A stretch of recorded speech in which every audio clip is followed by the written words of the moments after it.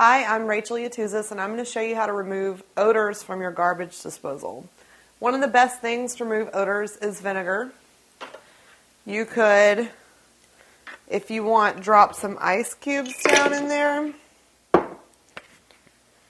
with a little bit of vinegar and let it run. Turn the water on and let it run until the ice cubes are all chopped up. Also, what works just as well is to get a lemon and slice it up and drop your lemon slices down in there. Run your water, turn your garbage disposal on.